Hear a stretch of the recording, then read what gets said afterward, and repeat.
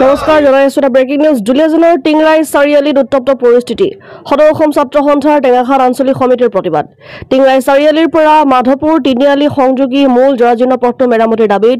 মানৱ শৃংখল কাৰ্যসূচীৰে সাব্যস্ত কৰিছে প্ৰতিবাদস্থলীত পৰিস্থিতি নিয়ন্ত্ৰণৰ বাবে মোতায়েন কৰা হৈছে আৰক্ষী মোটা অংকৰ বিনিময়ত ঠিকাদাৰে বিভাগীয় বিষয়া কৰ্মচাৰীৰ লগত গোপন বুজাবুজি কৰি পথ মেৰামতিৰ কাম নকৰাৰ অভিযোগ প্ৰতিবাদকাৰীৰ অতি শীঘ্ৰে পথ মেৰামতিৰ কাম সম্পূৰ্ণ নকৰিলে পৰৱৰ্তী সময়ত জংগী আন্দোলন কাৰ্যসূচী গ্ৰহণ কৰাৰ সংকাৰ প্ৰদান কৰিছে আজুৱে পুনৰবাৰ জনাইছো এই মুহূৰ্তৰ এটা ব্ৰেকিং নিউজ দুলিয়াজানৰ পৰা আমালৈ আহিছে দুলিয়াজানৰ টিংৰাই চাৰিআলিত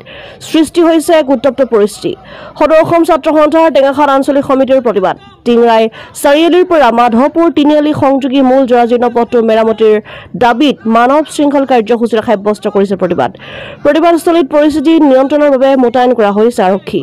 মোটা অংকৰ বিনিময়ত ঠিকাদাৰে বিভাগীয় বিষয়া কৰ্মচাৰীৰ লগত গোপন বুজাবুজি কৰি পথ মেৰামতিৰ কাম নকৰাৰ অভিযোগ প্ৰতিবাদকাৰীৰ অতি শীঘ্ৰে পথ মেৰামতিৰ কাম সম্পূৰ্ণ নকৰিলে পৰৱৰ্তী সময়ত জংগী আন্দোলন কাৰ্যসূচী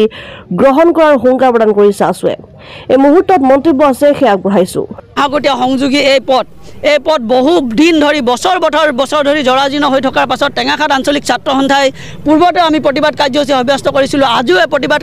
কাৰ্যসূচী সাব্যস্ত কৰিছোঁ গতিকে এই পথ নিৰ্মাণৰ কাৰণে চৰকাৰে কোনো ব্যৱস্থা গ্ৰহণ নকৰিলে কেন্দ্ৰীয় মন্ত্ৰী সৰ্বানন্দ সোণোৱাল ডিব্ৰুগড় লোক সমষ্টিৰ পৰা সাংসদ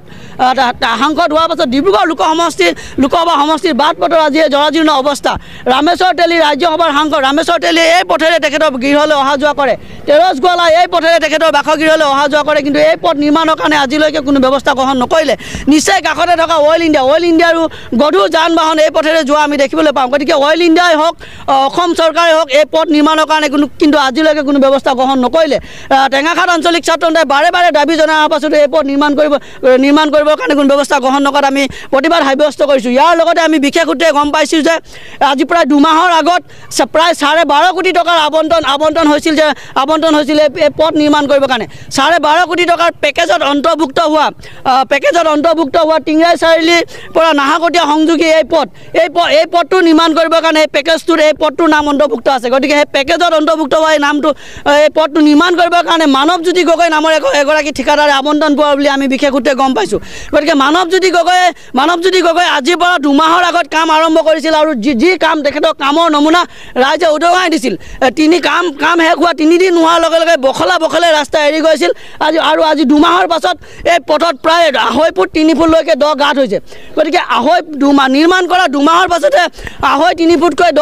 গাঁত হোৱাকৈ নিৰ্মাণ কৰা এই পথটো সেই ঠিকাদাৰজনে কেনেকৈ কাম আবণ্টন পায় আৰু তেখেতক আপোনালোকৰ সংবাদ মাধ্যমৰ যোগেদি বিভিন্ন সময়ত বাতৰি প্ৰচাৰ হৈছিল যে পথটো নিৰ্মাণৰ কাৰণে অনিয়ম হৈছে কিন্তু তাৰ স্বত্তেও সংবাদ মাধ্যমৰ